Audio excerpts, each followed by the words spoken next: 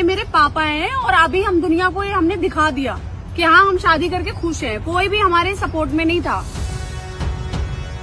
কোন যুগ চলে এলো রে ভাই, বাবা মেয়ের সম্পর্ককে কোন লেভেলে নিয়ে যাচ্ছে এরা। রিসেন্টলি ইন্ডিয়ার একটা ভিডিও সোশ্যাল মিডিয়াতে ভাইরাল হয়েছে, যেখানে এই লোক এবং এই মেয়ে দাবি করছে তারা বাবা মেয়ে এবং তারা বিয়ে করে ফেলেছে এবং তাদের বিহেভ পুরো ভিডিও জুড়ে এতটাই সাবলীল যেন তারা কোনো অপকর্ম, কোনো ভুল কিছুই করেনি, বরঞ্চ নিজেদের ভালোবাসার পূর্ণ রূপ দিয়েছে। तो इसमें समस्या क्या है? हैरान होने वाली क्या बात है इसमें? तो थोड़ी भी शर्म नहीं है कि मतलब पापा से शादी कौन कर लेता यार है? किस जमाने में जी रहे हो? काय की शर्म?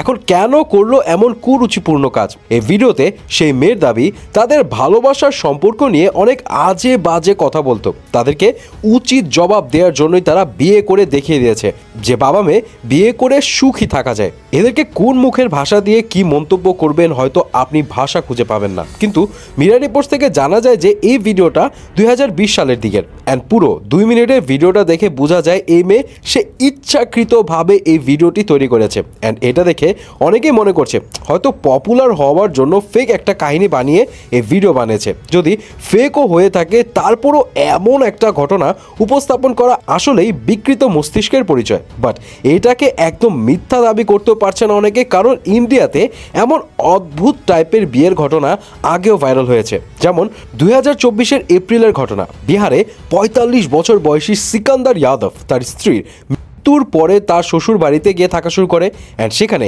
55 বছর বয়সী তার শাশুড়ির সঙ্গে অবৈধ সম্পর্কে জড়িয়ে পড়ে। যেই বিষয়টা শ্বশুর টের পেয়ে গেলে গ্রামে বিচার সালিশি বসায় অ্যান্ড সেখানে মেয়ের জামাই অ্যান্ড তার স্ত্রী ওপেনলি বেশরমের মতো নিজেদের ভালোবাসার কথা প্রকাশ করলে সিদ্ধান্ত নেওয়া হয় তাদেরকে বিয়ে দিয়ে দেওয়ার, যেখানে আবার লোকটার শ্বশুরের সম্মতিও ছিল। এরপর 2022 সালের ডিসেম্বরে আরেকটা চমকিয়ে দেওয়ার মতো ঘটনা ঘটে।